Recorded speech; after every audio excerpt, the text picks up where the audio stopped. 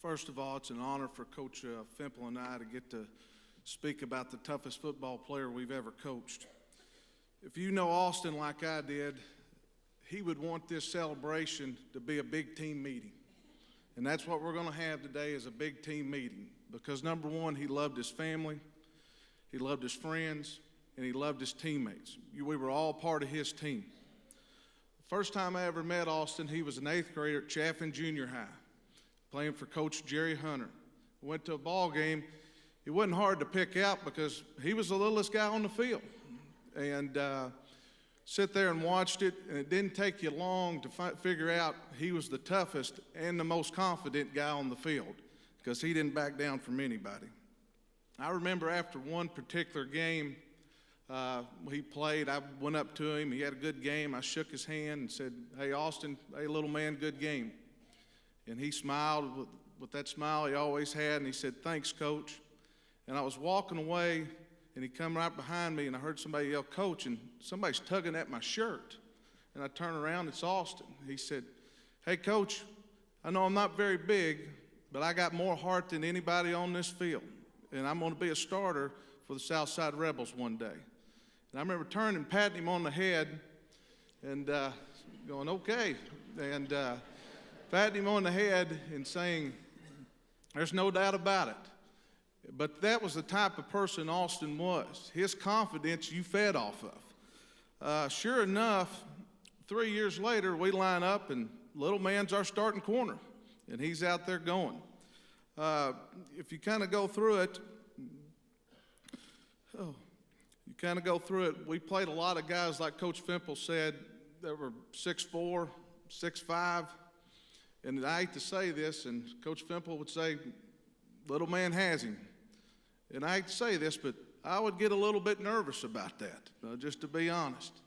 And somehow he always knew that, because in pregame warm-up, he would always come up to me, tugging on my shirt, and he'd look at me with all that confidence and determination, and he would say, "Hey, Coach, don't worry about it. I got this dude." But that was Austin, if you know him, with his confidence and determination. He was always a man that had passion, enthusiasm, confidence, and determination, and it always rubbed off on you. And he would take a challenge, and he would always try to beat the odds. There's no doubt about it. It's like Coach said, he never gave up a touchdown pass going against those guys. There was many times during the game that they'd go to his side and throw a pass, or there'd be a 235-pound tailback running at him, and I'd go, "Oh, no." And every time what he would do, he would knock that pass down. He'd grab a hold of that guy by the leg and get him down somehow, and Coach Fimple would always look and smile at me and say, "Don't worry about it, that they're going to little man's side." And I always had confidence in him.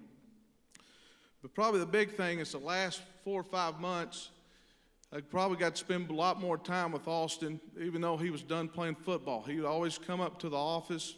We'd always kind of meet about every once or 2 weeks and just kind of sit down and talk about life and talk about situations, his future, and things like that. And as a coach, you always want to be able to touch people's lives, your players' lives. But one thing I found out real fast, that he had influenced me and taught me that the qualities that he had, that anybody is able to do anything in life.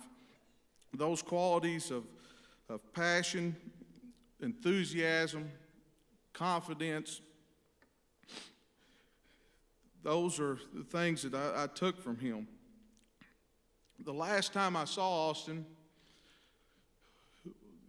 he came in, and like a lot of us, we're busy, and I wasn't having a very good day, probably something really insignificant. And here he comes in my office, and here he comes, just bebopping in with that smile on his face.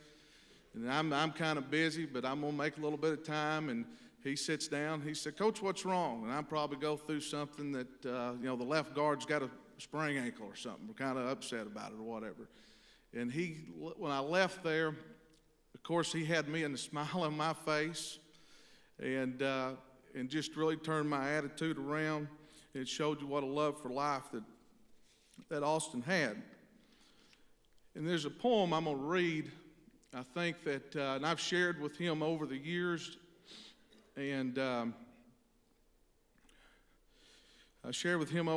and it's called thinking. My dad gave this to me a long time ago, and I used to share it with him quite a bit, and I think it fits him perfect. If you think you're beaten, you are. If you think you dare not, you don't. If you like to win but think you can't, it's almost a cinch you won't. If you think you'll lose, you're lost. For out in the world we find success begins with a fellow's will. It's all in a state of mind. If you think you're outclassed, you are.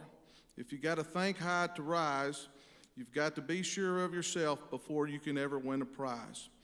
Life's battles don't always go to the stronger or faster men, but sooner or later, the man who wins is the man who thinks he can. And little man, you won, and we all won by the way you touched our lives.